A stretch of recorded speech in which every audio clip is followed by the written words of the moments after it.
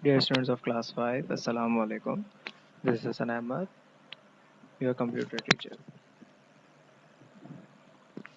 Let's start the computer learning. उम्मीद करता हूँ आप सबने अच्छे से टाइटल पेज बनाने के बाद सिलेबस लिख लिया होगा। तो हम आज कंप्यूटर लर्निंग स्टार्ट करेंगे। हमारा आज पहला लेसन है, पहली ऑनलाइन क्लास है ये। तो मैं इससे पहले आप लोगों को चैप्टर का नाम बताऊँ तो कुछ सवालात मैं आपसे करना चाहूँगा और मैं उम्मीद करता हूँ कि इसके जवाब आप अपने जहन में सोच कर रखेंगे। All you have parents and grand parents means हम सब के पेरेंट्स होते हैं यानी कि वालिदैन और उनके वालिदैन यानी कि हमारे दादा दादी। तो सबसे ज़्यादा एज किसकी होती है? यकीनन आपने सोच लिया होगा। देन यानी कि उनसे छोटे कौन होते हैं? देन उनसे और छोटे और कौन होते हैं? ठीक है, अब ज़रा आगे देखते हैं। सो द सिबलिंग्स यानी कि हमारे बहन भाई। All you have and even your classmates are a single generation यानी कि हमारे क्लासमेट्स, हमारे बहन भाई एक सिंगल जनरेशन है। फिर हमारे पेरेंट हैं और फिर हमारे grand parents and so on. तो ये डिफरेंट जनरेशन्स जो है हमारे पास या हमारे इर्द गिर्द होती हैं। Similarly every family having different generation of people यानी कि एक फैमिली के अंदर भी डिफरेंट जनरेशन के लोग होते हैं।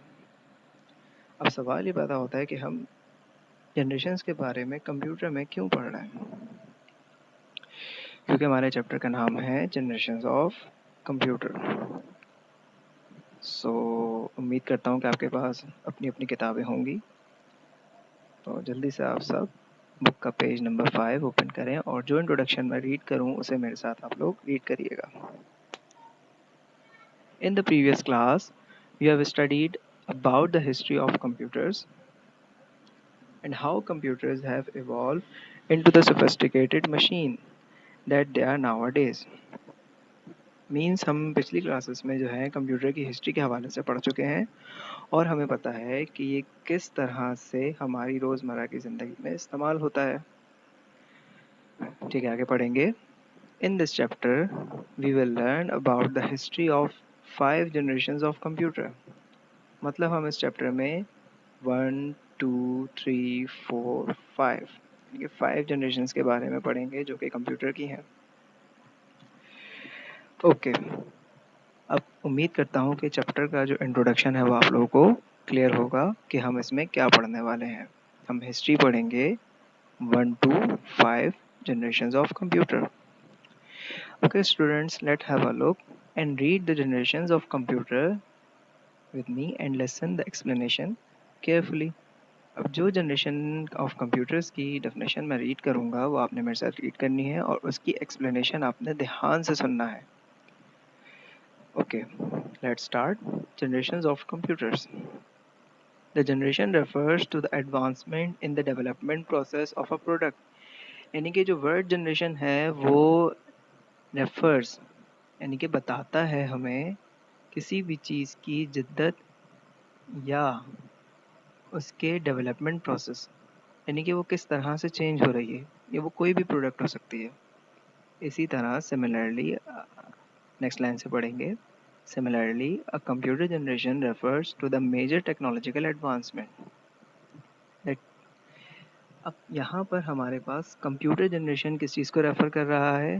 क्योंकि ज़ाहिर सी बात है कंप्यूटर एक टेक्निकल चीज़ है इसलिए टेक्नोलॉजिकल एडवांसमेंट को रेफ़र करेगा।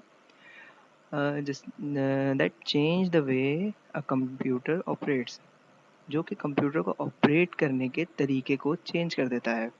मिसाल के तौर पर हमारे पास जो लैपटॉप या कंप्यूटर होते हैं उसमें हमारे पास देखने के लिए यानी कि एलसीडी होती है, स्क्रीन होती है, टाइपिंग के लिए हमारे पास कीबोर्ड होता है अलग से। और आजकल अगर हम स्मार्ट फ़ोन्स को देखें तो उसमें हम सारी चीज़ें एक ही डिवाइस में कर रहे होते हैं।